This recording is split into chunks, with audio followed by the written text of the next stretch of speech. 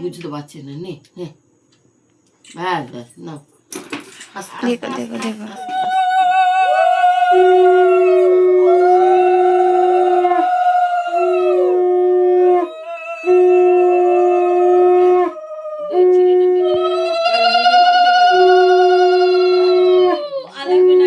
একটু জল দাও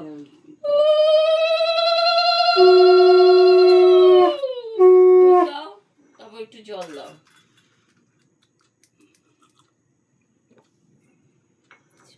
ঠান্ডা